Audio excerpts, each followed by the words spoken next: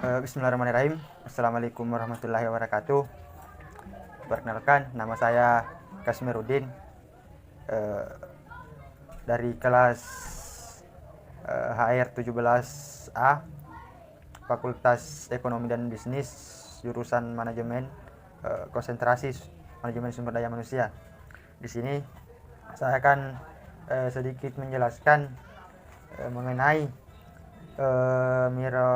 meritokrasi human capital di era industri 4.0 dan masyarakat 5.0. Di sini saya akan menjelaskan sedikit tentang pokok-pokok pikiran atau dampak yang ditimbulkan dengan adanya revolusi industri 4.0 dan society 5.0 atau masyarakat 5.0 dalam perekonomian dan bisnis.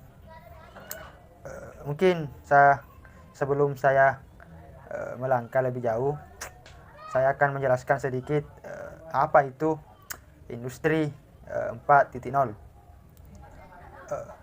Dalam hal ini, yang dimaksud revolusi industri 4.0 adalah pada dasarnya segala sesuatu yang mengendalikan sebuah industri itu adalah manusia sendiri, karena manusia adalah peradaban. Tetapi jika dalam revolusi industri 4.0, yang mana mesin atau teknologi yang menjadi pusat kendali atau yang menggerakkan roda perekonomian, atau yang lebih dikenal mesin atau teknologi lah yang menggerakkan manusia, bukan sebaliknya.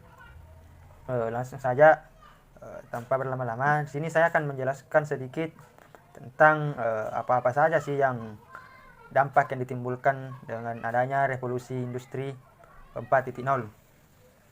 Di sini saya akan menjelaskan beberapa poin yang ditimbulkan. Yang pertama itu dampak positif. Dampak positif dari revolusi industri 4.0. Yang pertama atau poin pertama, mudah mengakses informasi dan mempermudah berkomunikasi. Kemajuan teknologi seperti televisi, telepon, bahkan internet bukan hanya melanda masyarakat kota, namun juga telah dapat dinikmati oleh masyarakat di pelosok-pelosok desa. Akibatnya, segala informasi baik yang bernilai positif maupun negatif dapat dengan mudah diakses oleh masyarakat, diakui maupun tidak, perlahan-lahan mulai mengubah pola hidup dan pola pikir masyarakat dengan segala image yang menjadi ciri khas mereka. Saya ambil contoh, sebelum adanya internet atau sebelum adanya telepon, sebelum adanya televisi, itu masyarakat pedesaan itu dia tidak tahu apa yang terjadi di kota. Dia lebih dia tidak relevan, tidak paham apa sih yang terjadi di kota, bagaimana kehidupan di kota. Tapi dengan adanya kemajuan teknologi atau informasi komunikasi, sehingga mempermudah mereka mengetahui apa-apa sih yang terjadi dalam kehidupan perkotaan. Mereka bisa mudah dengan melihat di internet contohnya, melalui televisi, sehingga mereka tidak tertinggal lagi. Mereka sudah tahu apa-apa yang terjadi di perkotaan. Yang kedua, terjadinya efisiensi dan efektivitas produksi dalam dunia usaha. Jika terwujud 4 prinsip revolusi industri, maka industri memiliki kemungkinan untuk efisiensi dan efektivitas produksi dengan biaya yang tidak lagi mahal, sehingga ada sisa biaya yang dapat dikelola kebutuhan lain yang tidak melibatkan unsur teknologi. Nah, di sini sebelum adanya teknologi atau sebelum berkembangnya teknologi, di mana dalam dunia industri itu dalam mengerjakan atau memproduksi suatu barang itu membutuhkan waktu yang cukup lama dan membutuhkan dan memakan biaya yang cukup besar. Tapi karena dengan adanya kecanggihan teknologi, sehingga produksi itu bisa lebih cepat dan tidak terlalu memakan biaya yang terlalu tinggi atau terlalu mahal. Yang ketiga, peningkatan peluang kerja. Yang ketiga itu peningkatan peluang kerja, di mana industrialisasi memberikan peningkatan kesempatan kerja pada industri skala kecil dan besar. Industri menyerap pekerja yang menganggur dan pengangguran dari sektor pertanian sehingga meningkatkan pendapatan masyarakat. Dengan adanya kecanggihan teknologi itu bisa menimbulkan atau bisa dijadikan sebagai lahan pekerjaan bagi mereka yang paham atau mengerti dengan teknologi. Contohnya sekarang banyak orang yang menggunakan teknologi itu bisa dipakai untuk menjual. Contohnya contoh kecil itu Lazada, Shopee, itu termasuk kemajuan teknologi, karena sebelum ada kemajuan teknologi tidak ada yang dibilang penjual melalui online. Semua pusat perbelanjaan itu diadakan di pasar, di mall itu secara tatap muka. Tapi karena dengan adanya atau peningkatan teknologi itu sekarang orang tak perlu lagi ke pasar untuk mendapatkan barang apa yang mereka inginkan. Tinggal membuka HP itu mereka bisa mendapatkan apa yang mereka cari. Mungkin itu yang dampak positif dari industri 4.0. Tapi selain dampak positif, ada beberapa dampak negatif yang ditimbulkan revolusi industri 4.0, di mana yang pertama, investasi sumber daya manusia yang tidak murah dan minim. Karena perusahaan yang ingin menggunakan sistem otomatisasi dan juga teknologi bagi tinggi tentunya harus memiliki sumber daya manusia yang memiliki kemampuan dan keterampilan untuk bisa menggunakan sarana canggih tersebut. Oleh karena itu, perusahaan harus rela mengeluarkan dana untuk investasi dalam memberikan pelatihan, keterampilan, dan juga sertifikasi pada karyawan yang sudah dimiliki atau siap memberikan gaji yang layak dan lebih tinggi bagi tenaga kerja yang memiliki keahlian dan keterampilan yang dibutuhkan perusahaan. Saya ambil contoh itu dengan adanya kemajuan teknologi itu sedikit menghambat, karena di mana di dalam dunia kerja itu teknologi lah yang menguasai manusia, seperti yang jelas penjelasan tadi.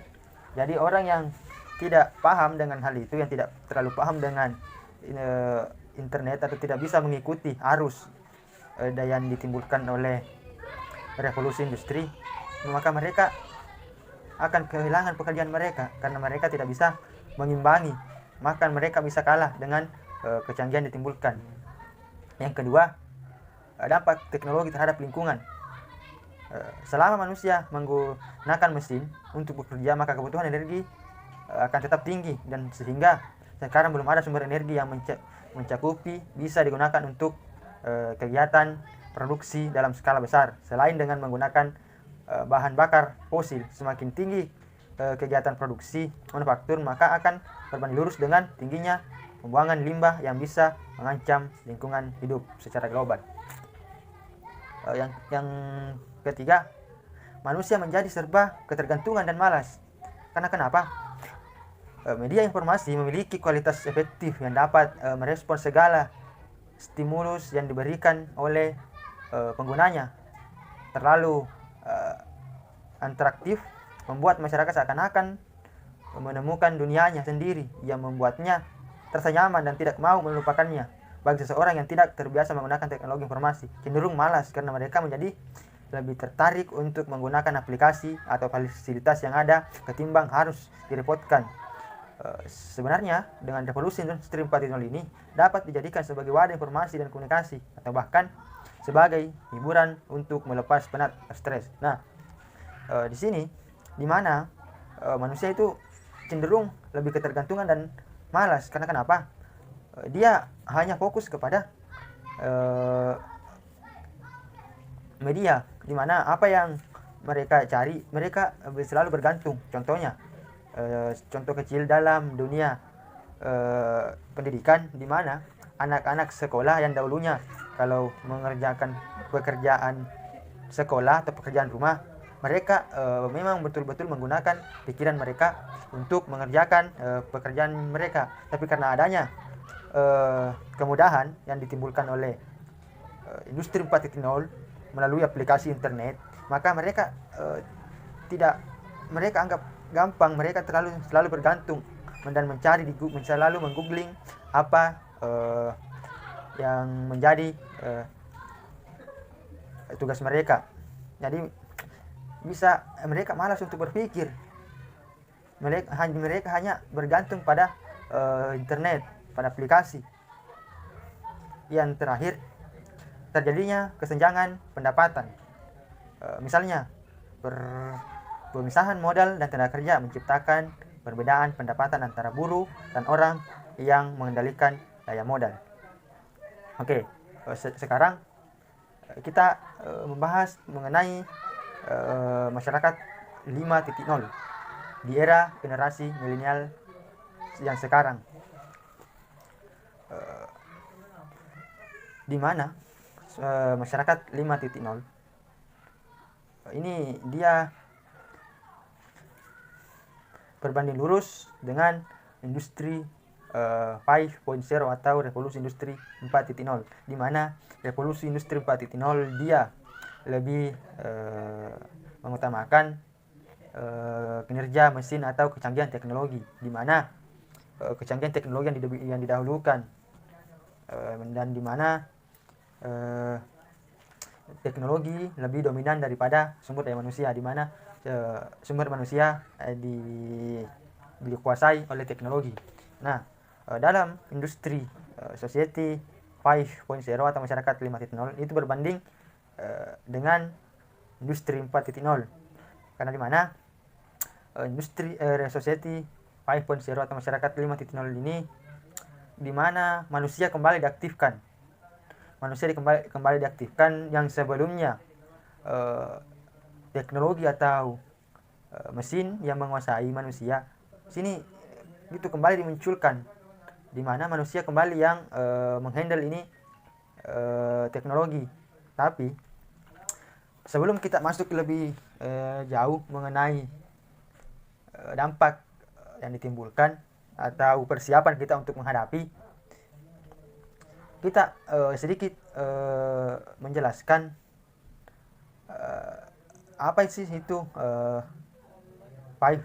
masyarakat 5.0. Seperti yang saya sebutkan sebelumnya, kunci dari masyarakat 5.0 ini adalah di mana manusia kembali ingin diaktifkan, atau sumber daya manusia kembali ingin dilibatkan dalam dunia, baik dalam dunia kerja, dalam kehidupan sehari-hari. Nah, sebelum kita memasuki atau peralihan dari revolusi industri 4.0 ke masyarakat 5.0, di mana sebelumnya kita dikuasai oleh teknologi, kita terlalu nyaman dengan adanya kecanggihan teknologi, dan kembali kita dibenturkan atau dihadapkan di dunia yang berbeda. Nah, sebagai generasi milenial, apa sih yang harus kita persiapkan dalam menghadapi tantangan yang dimunculkan oleh society 5.0? Sebagai mahasiswa, apa yang perlu kita persiapkan? Tentunya kita harus mempersiapkan hal-hal yang bisa dijadikan sebagai senjata untuk menghadapi dampak yang ditimbulkan. Karena kalau kita tidak memiliki persiapan, maka kita akan tenggelam. Jadi sedikit di sini saya akan memberikan gambaran sebagai generasi milenial yang sebelumnya dilinahkan oleh kenyamanan-kenyamanan yang ditimbulkan oleh teknologi, di mana semua serba mudah, apa yang kita inginkan bisa kita dapatkan dalam waktu yang cukup singkat. Nah, jadi untuk menghadapi dampak ini yang ditimbulkan, pertama, kita sebagai generasi muda seharusnya kita harus punya skill, karena skill di mana-mana dalam dunia kerja yang dibutuhkan itu skill. Kalau kita mempunyai skill, itu bisa dikatakan sebagai nilai jual. Nah, Selanjutnya, selain skill, apa yang perlu kita persiapkan? Ya, selain skill, ya yang kedua itu ide-ide. Kita bisa dengan cepat mengatasi permasalahan yang terjadi. Kita lebih cepat memunculkan ide. Contohnya dalam dunia kerja, apabila dalam suatu perusahaan terjadi masalah, kita harus cepat tanggap, memberikan solusi atau ide yang diperlukan oleh perusahaan tersebut. Jadi mungkin hanya itu yang sempat saya sampaikan.